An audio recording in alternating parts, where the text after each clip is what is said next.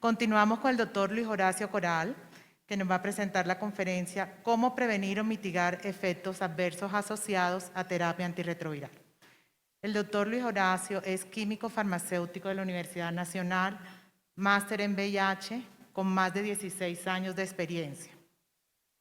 Integrante de centros de investigación de nuevos antirretrovirales, además asesor y coordinador de comités de adherencia a terapia antirretroviral.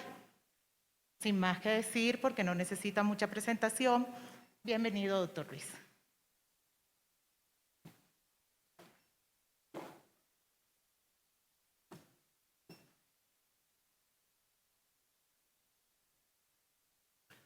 Muy buenos días.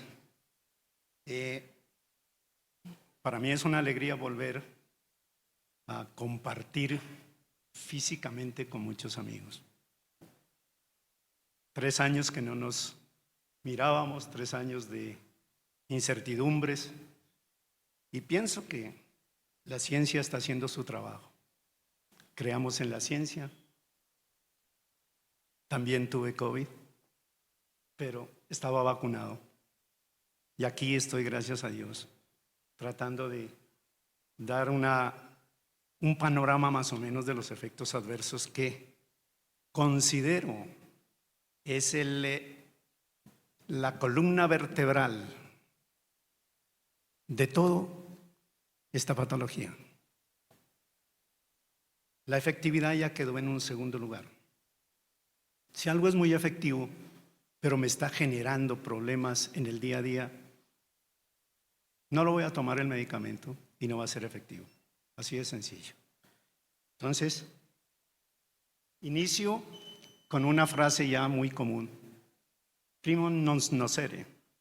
Es decir, el principio es no hacer daño. Y la industria farmacéutica, la farmacia, los químicos farmacéuticos y la medicina, desde su inicio, ese ha sido el código para generar un medicamento nuevo, no hacer daño. Entonces, esperemos a ver que esta charla deje algo en el ambiente de ustedes, porque no voy a hablar totalmente de cada efecto adverso de los medicamentos. A mí me recomendaron hablar sobre cómo prevenirlos y mitigarlos. Y creo que en eso también estamos un poco atrasados.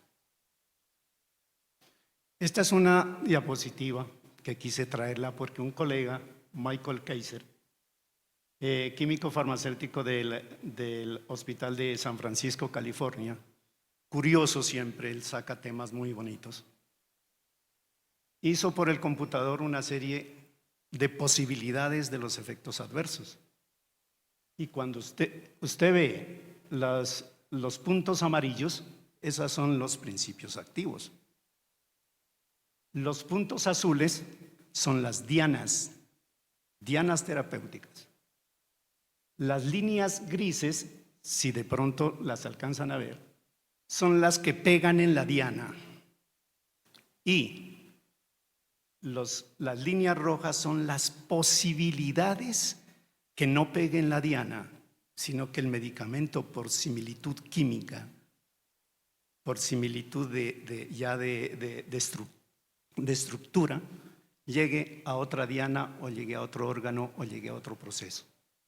Y de 700 principios activos, 1241 posibles efectos adversos.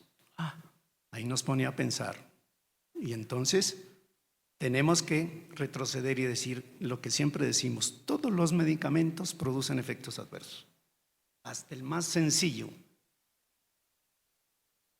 Yo como quisiera que no hubiera formulación médica para esta patología, pero así es.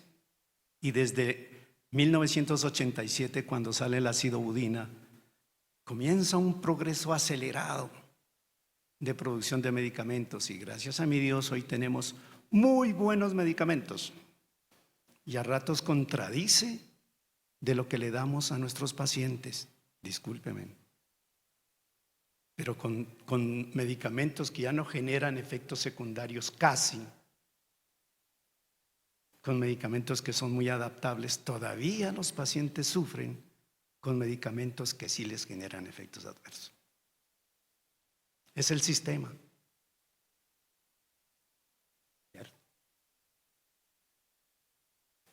Obligatoriamente tengo que definir qué es efecto adverso.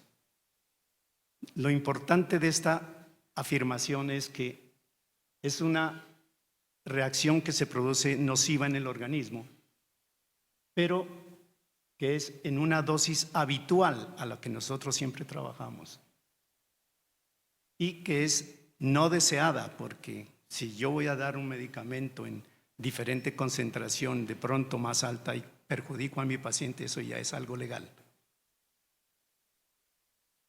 Traje lo que son las fases clínicas del medicamento y la investigación. Y como ustedes se pueden dar cuenta, en las fases, en cada una, está la seguridad y el estudio de toxicidad. Es decir, eso es lo principal. ¿Qué nos dice también? Que los pacientes son muy poquitos en los que se estudia los efectos adversos y lo que se estudia la efectividad y se estudia un medicamento para salir al mercado. Si vemos aquí, apenas en la segunda etapa son 20 a 100 sujetos en un estudio de un año. Si vamos entre la fase 2 y 3, son entre 100, 300 y 1000 que sean en 6 años, serían entre todo unos 6.500, 7.000 pacientes. Para que luego y posteriormente salga al mercado y millones de personas lo consuman. En esta fase 4 estamos nosotros. Y ahí es lo que estamos mirando a través de la farmacovigilancia. ¿Qué sucede en diferentes razas, en diferentes costumbres? Es que los estudios se realizan en pacientes, en primer lugar, sin comorbilidades, sanos totalmente. Y nosotros vamos a encontrar un panorama de comorbilidades en un paciente VIH. ¿Qué sucede ahí? No lo sabemos todavía. Muchas veces ustedes se preguntan, ¿qué pasó con este efecto adverso? ¿De dónde salió? ¿Qué es? No lo sabemos y le atribuimos de pronto al VIH. O de pronto, con la disculpa de siempre decir, es algo idiosincrático, es decir, que no sabemos. No sabemos qué pasa. Entonces, la palabra que nos ampara es idiosincrático. Y ahí quedamos y quedamos muy bien. ¿Listo? ¿De dónde vienen estos efectos adversos? Principalmente, obviamente, de la misma molécula, del mismo fármaco, de la misma estructura química. Y generalmente son aquellos efectos adversos que apenas se inicia y con la dosis, apenas comienza a llegar a la dosis recomendada, se presenta el evento adverso. Son rápidos. Los segundos son los que no son identificables de dónde llegan y generalmente son reacciones de hipersensibilidad. Pero ya la ciencia, como les digo, nos está ayudando y colaborando mucho. Y aparte de no saber las idiosincráticas, nos dice las genéticas, y ya vamos a hablar de ellas, a través de la farmacogenética. Y yo le adicioné otra causa de efectos adversos que es la relacionada con los aspectos farmacéuticos. ¿A qué se refiere eso? Por ejemplo, intolerancia a excipientes. ¿De qué me salió esta idea de traer esta diapositiva? Es que veo que en la mayoría de la atención a pacientes VIH se trabaja con medicamentos de diferente marca. Cada mes, cada 2 meses se cambia de marca. Y siempre a sus consultas llega un paciente y les dice, me cambiaron de marca y con el cambio de marca me siento mal. Volví a experimentar los mismos efectos adversos. ¿Y eso de dónde viene? Entonces decimos los excipientes. Es como se fabrica un alimento, pues otra fábrica lo produce igual, pero con otros ingredientes. Y entonces, pero es que no es un alimento, es un medicamento. Entonces se supone que los genéricos utilizan el mismo proceso, la misma molécula, cambian los excipientes, pero no deben bajar la calidad. Y me puse a mirar ¿Cuáles reportaban ante el INVIMA los excipientes? Solamente los de marca. Los genéricos no sale, simplemente dice la palabra y excipientes. Tenofovir entricitabina más excipientes, pero no dice más nada. Sin embargo, pues hay que curiosear y hay que investigar. Y miro que se está utilizando excelentes excipientes, pero esos excipientes, contrariamente a lo que dice la definición de excipiente, que debe ser una sustancia inocua para el ser humano, que solo va a modificar las características del fármaco, por ejemplo, disolución, disgregación, ¿sí? Mayor solubilización, etcétera, mayor liberación, pero no pasa eso. Encuentro que la mayoría, por ejemplo, de abacavir, lamivudina, tenofovir, entricitabina, solubilizan más con macrogol, que es un polietilenglicol, pero ese produce dolor abdominal, aumento de gases intestinales, náuseas y puede producir alergia. Y son los mismos efectos que nos dicen a nosotros, así sea el innovador, que puede producir estos efectos adversos. Entonces, ¿qué digo yo? ¿De dónde viene? Las celulosas y los almidones, siempre me he preguntado, vienen de diferente sitio. No es el mismo almidón el de Colombia que el del Japón. Y no es el mismo el de patata, el de maíz, el de trigo. Y hay normatividades, sobre todo en el porcentaje de gluten que debe llevar.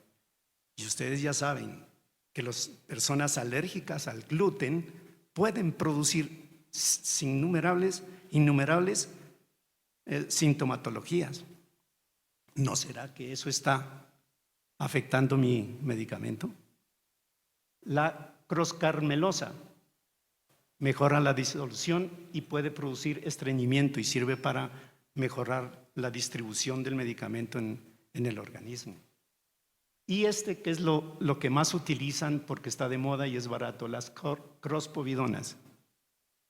Esos son medicamentos que aceleran la liberación, pero captan mucha humedad, y al captar humedad se producen peróxidos, y al producir peróxidos produce acidez.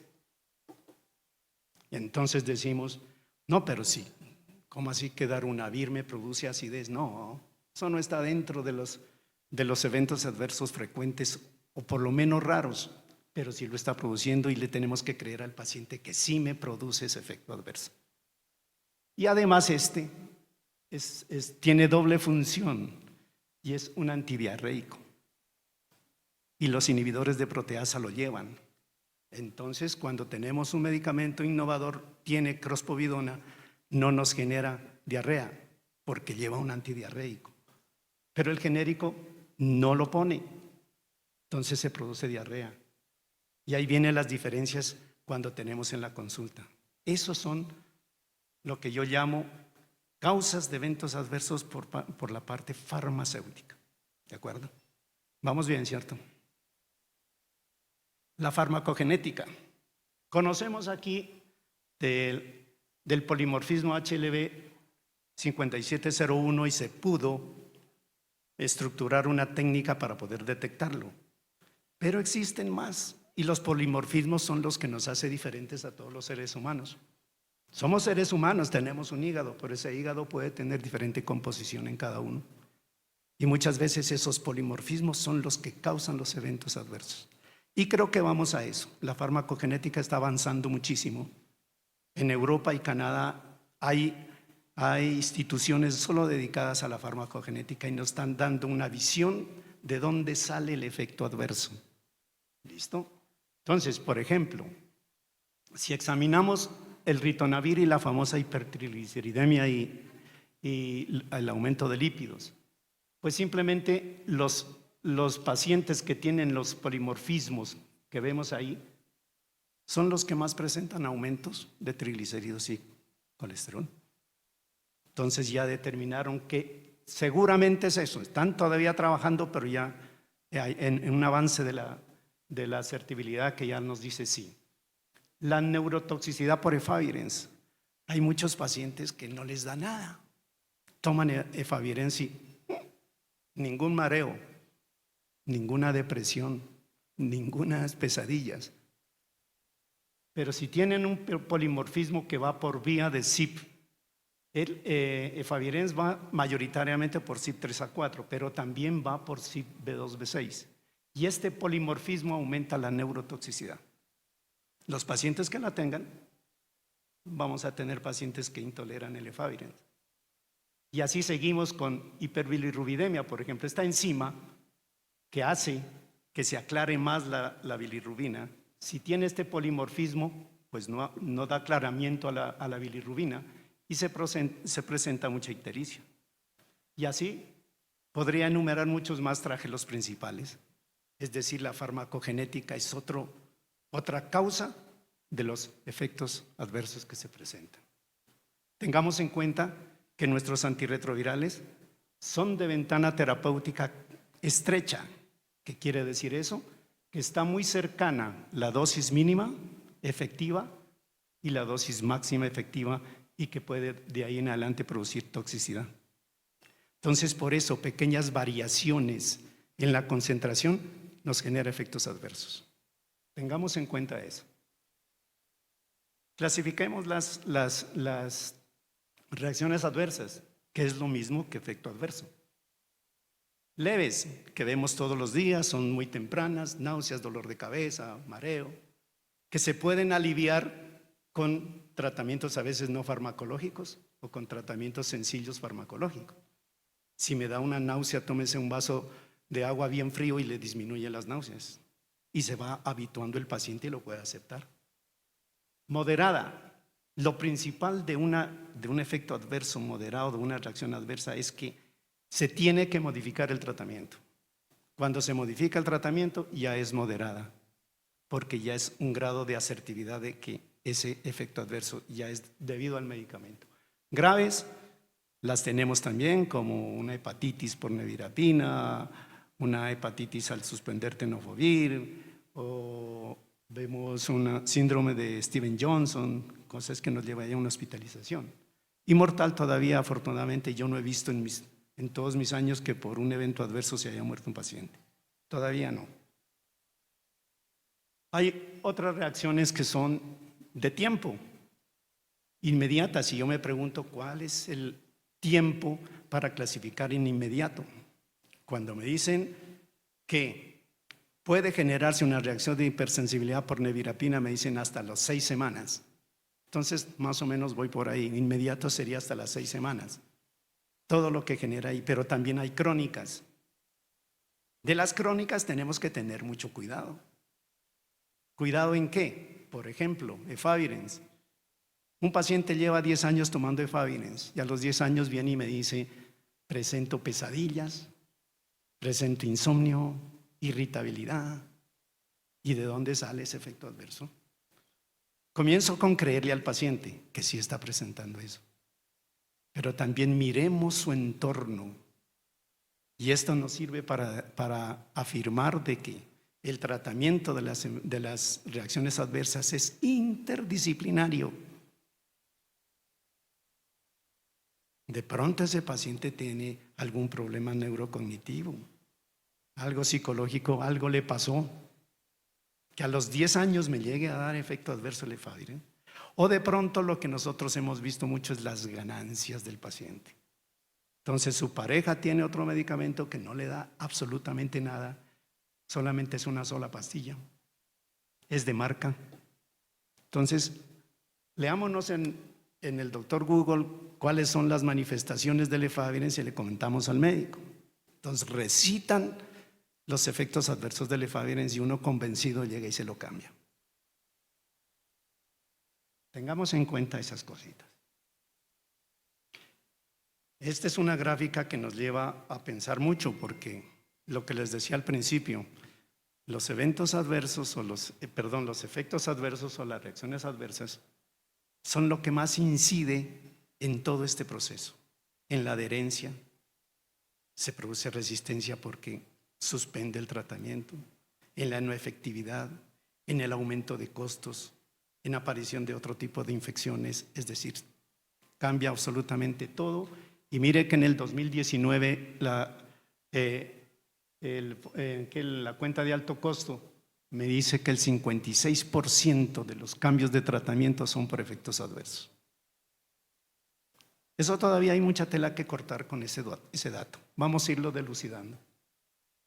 Por ejemplo, está acorde con lo que nosotros estamos formulando. Y si nosotros vemos los 10 principales esquemas que se formulan en Colombia, son los que medianamente o mayoritariamente producen efectos adversos. Lopinavir, efavirenz, nevirapina, tenofovir, atazanavir. Ahí está el resultado, ¿cierto? Tampoco es que yo esté dando el mensaje que solamente formulemos ya las últimas innovaciones. Pero seguimos formulando así. Y mire, tenofovir, entricitabina, efavirenz, atazanavir, los de mayor esquemas de tratamiento antirretroviral usados en pacientes que inician tratamiento. Y si nos vamos a los pacientes tuberculosos, óigame bien, hay muchos medicamentos que podrían exacerbar los efectos adversos y los estamos formulando. Y entonces, ¿cuál es? ¿El antirretroviral o el tratamiento para la tuberculosis? Pongamos cuidado en eso. Esta es una estadística que la encontré, pero tanto buscar, porque no hay realmente estadísticas que me diga el INVIMA cuántos efectos adversos de los antirretrovirales hay. Sin embargo, el Ministerio de Salud, por la página go.co Salud y Protección, me encontré en el 2019 esto. Y como nos damos cuenta, mire, 2.316 eventos notificados de efavirenz, 1.041 de tenofovir, 1.188 de ritonavir y así sucesivamente. Y son los mismos medicamentos. No aparecen algunos medicamentos que ya estamos trabajando. Es decir, nos están diciendo, mire, estos siguen haciendo lo mismo, formulando lo mismo, encontrando los mismos efectos adversos, siguen igual. Y esto es una diapositiva que nos da un panorama de todo lo que le puede, con el tiempo, porque ya está pasando el tiempo, ya son 40 años, 41 años, y los pacientes se nos están envejeciendo y están apareciendo comorbilidades por su envejecimiento. Pero nosotros no prevenimos. Entonces nos vamos a encontrar con más problemas a nivel del sistema nervioso central, cardiovascular, metabólico, más lo que hablaba mi antecesor, todas esas infecciones que exacerban los efectos adversos o enmascaran. Entonces no podemos definir realmente en esos momentos de qué se trata, si es la comorbilidad, si es el evento adverso, si es el genérico, si es tantas cosas que le llegan. Y si hablamos de los efectos adversos de los medicamentos, pues tenemos una cantidad por grupo que ustedes las conocen más que yo. Pero quiero hacer énfasis en esta, y son los poco frecuentes. Entonces, por ejemplo, ahorita estoy viendo ginecomastias por efavirenz. En estos últimos 2 meses, 3 casos de ginecomastia. Eso me debe dar una alerta. Y son efectos adversos poco frecuentes. O la necrosis avascular por inhibidores de proteasa. No los mirábamos y ahora vuelven. ¿Qué está pasando? ¿Qué está sucediendo? Tenemos que averiguarnos, seguir ahí en esta diapositiva. La traje porque quiero mencionarles de que si nosotros tenemos efectos adversos por grupo, también debemos saber que en ese grupo cada uno produce el efecto adverso con diferente intensidad. Entonces, cuando yo voy a escoger un medicamento, a prescribirle y mirar la pertinencia a ese paciente, que considero que ya debemos estar en la prescripción individual, después de examinar muy profundamente al paciente y decir realmente este es el medicamento que necesita. Entonces nos encontramos, por ejemplo, con el insomnio y vemos que raltegravir y dolutegravir casi son iguales en el insomnio, en unos estudios. La ansiedad casi solo la da el dolutegravir el dolor de cabeza, más pronunciado en dolutegravir, la depresión, más o menos similar entre Ralte y Dolu, y casi no hay tendencia suicida. Y eso me está diciendo que son diferentes cada inhibidor de integrasa. Entonces examine bien a mi paciente.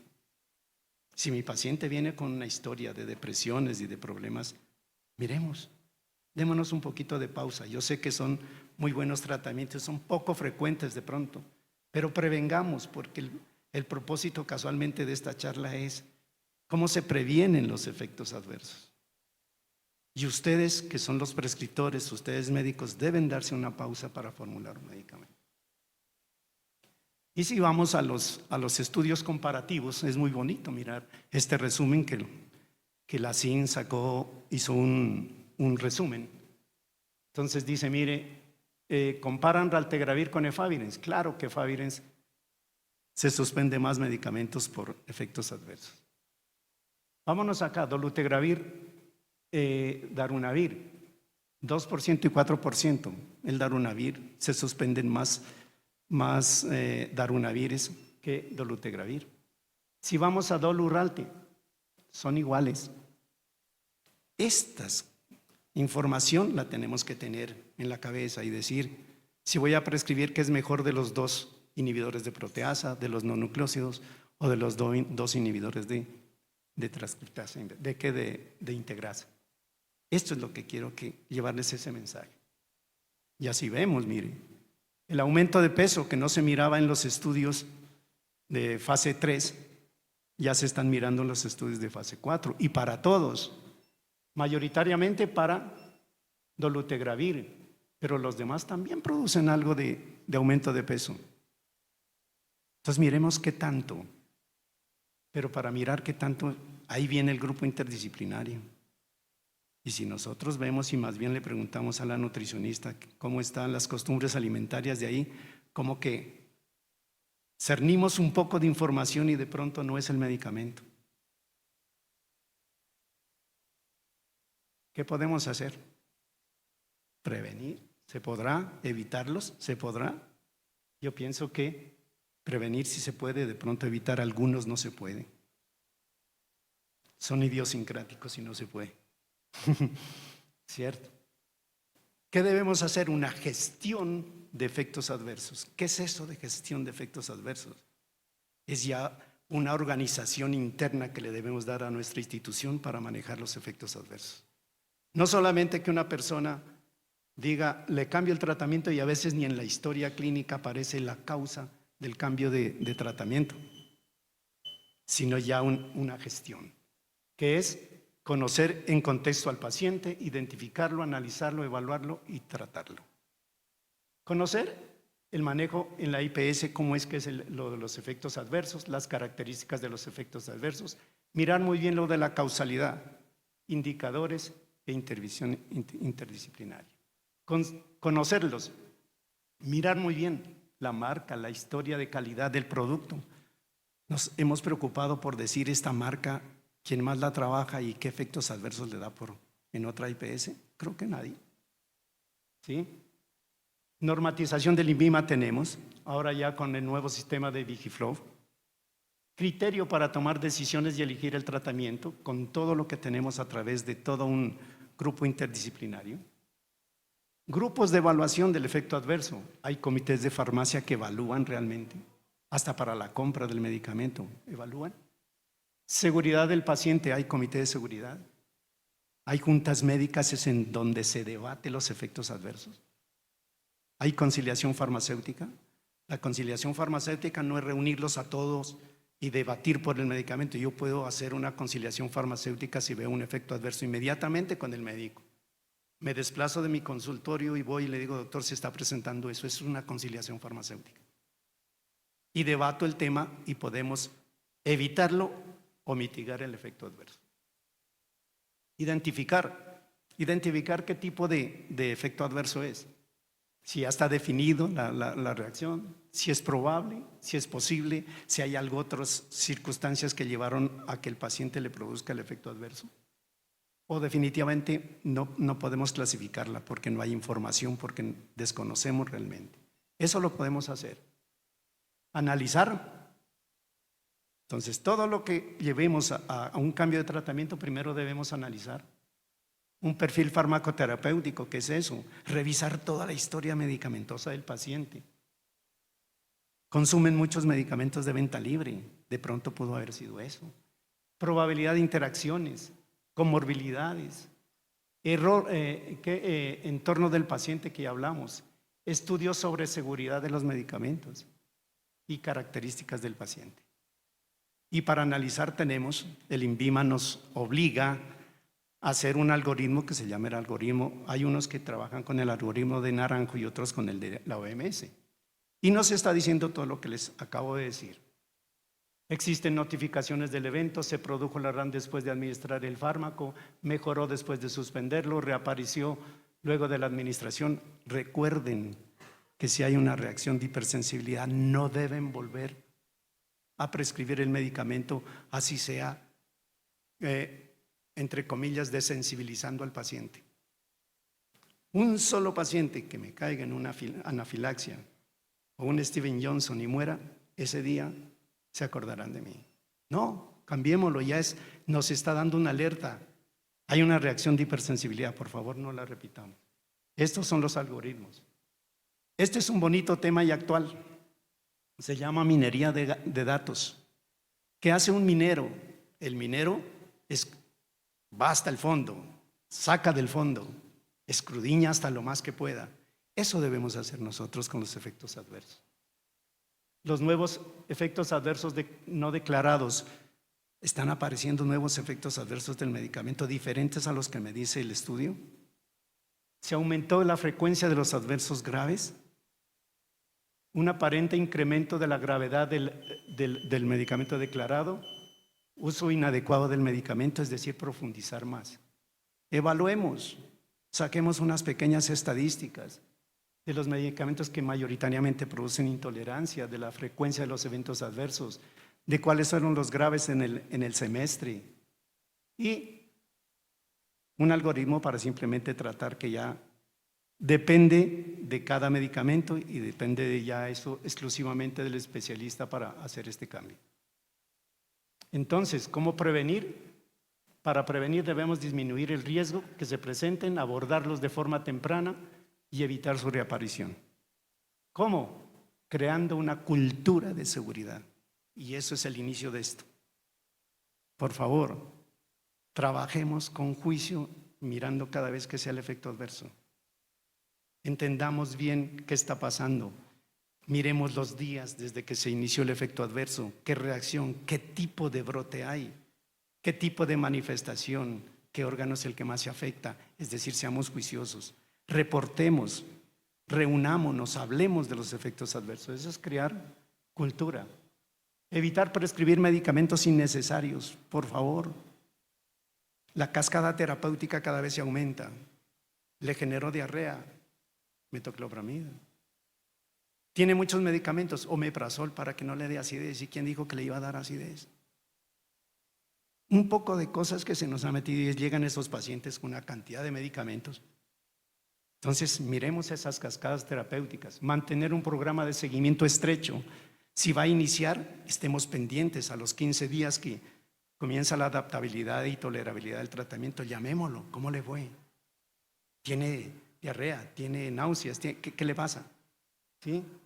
Mantener retroalimentación de los efectos adversos. ¿Cuándo vamos después de que se sucede el evento adverso a decirle al médico, mire, su paciente que usted me envió pasó este evento adverso y se clasificó de esta manera?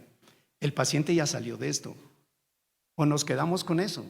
Si le dio anemia, preguntamos nosotros al mes si la anemia mejoró. ¿A los 2 meses si mejoró? No, le cambiamos el tratamiento y punto. ¿Listo?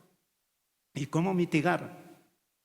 Un análisis detallado de lo que estoy diciendo, procurar simplificar el tratamiento, intervenir con el grupo interdisciplinario y revisar el uso adecuado de medicamento. Es decir, es un trabajo interdisciplinario y transdisciplinario, es decir, que hablemos el mismo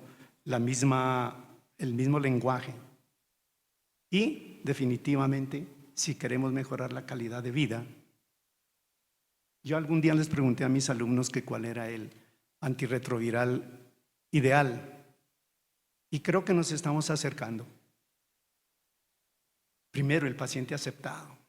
Recibámoslos bien, no los discriminemos, que salga complacido de la primera consulta, que es la que vale. Paciente educado, eduquemos bien y digámosle los efectos adversos que le va a suceder, posiblemente, sin exagerar. Un TAR simplificado, que sea libre de restricciones alimentarias y de efectos adversos. Y ahí vamos a tener un paciente adaptado a su tratamiento. Aunque definitivamente la calidad de vida de cada persona y de los pacientes es de cada uno. Muchas veces nosotros hacemos todo el trabajo, pero el paciente no quiere. Pero tratemos un poco de profundizar un poco más. Creo que ahí está la clave.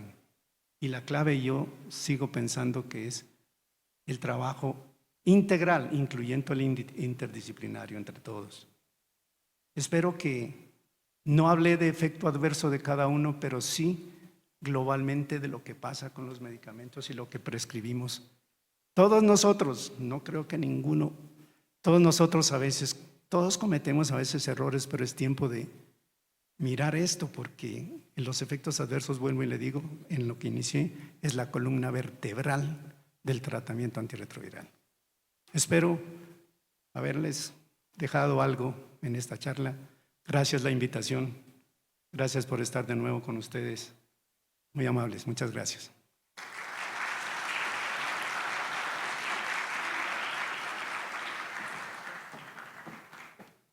Muchas gracias al doctor Coral. Nos llevamos información muy importante para nuestro día a día como médicos expertos.